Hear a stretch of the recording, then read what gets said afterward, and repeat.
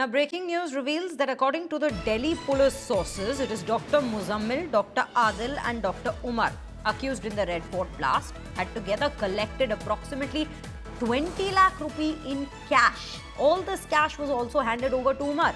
He later used this money to purchase over 20 quintals of NPK fertilizer worth rupees 3 lakh from Gurugram and the surrounding areas to prepare IEDs. Now, Umar had created a group of 2 to 4 members on the Signal app. So there is a lot of technology and applications that were used to in fact hold conversations and plan this entire plot. Adil and Muzammil were also a part of this very group, this smaller group of 2 to 4 people who in fact 2 to 4 members rather who were creating the very or rather who were making the very IEDs. Now, we have Himanshu Mishra joining us on the broadcast once more to bring us more details on this very forefront.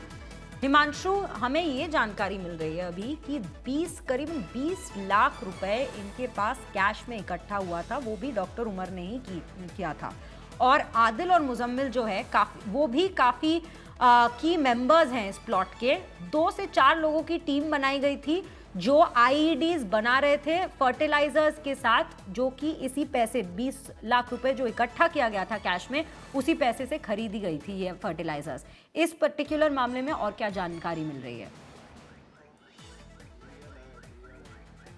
देखिए, ये सारी चीजें ongoing investigation है। जो लगातार जो इनके पास से डॉक्यूमेंट बरामद हो रहे हैं, जो इनसे लगातार पूछताछ हो रही है, उससे ये बात निकल करके सामने आई थी कि किस तरीके से अपने मॉड्यूल को आगे बढ़ाने के लिए, आईडीज के लिए, तमाम रॉ मटेरियल प्रोक्योर करने के लिए इन्हें जब कैश की जरूरत थी तो सबने मिलकर के करीब 20 लाख रुपए कैश इकट्ठा किया और उमर को हैंडओवर किया गया ताकि उमर इन सब से जो तमाम अलग अलग चीजें हैं वो खरीद सके।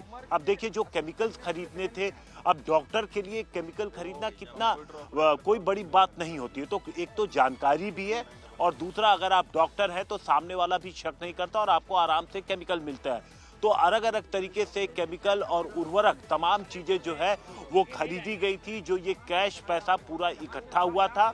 और इसके अलावा जब वो सारी चीजें जब जुटी थी और जुटाने के बाद जो अलग अलग जगहों पर जो ठिकाने बनाए गए थे, जो मुजम्मिल ने कमरे अलग अलग जगहों पर दो फरीदाबाद पे उसने जो कमरे लिए थे, तो वहां पर ले जा करके उन सभी चीजों को रखा गया था, उन सामान को रखा गया था जिन्हें बरामद किया जा रहा है।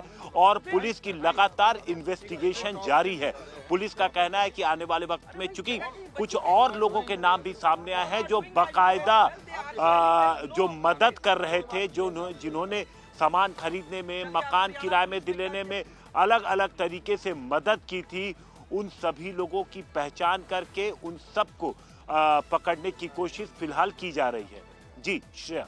जी हिमांशु, हमें ये सारी जानकारी देने के लिए धन्यवाद। Well viewers, that is what we are learning at this given point. More details coming in as to how the entire plan for this plot was indeed made and hatched by these group of doctors.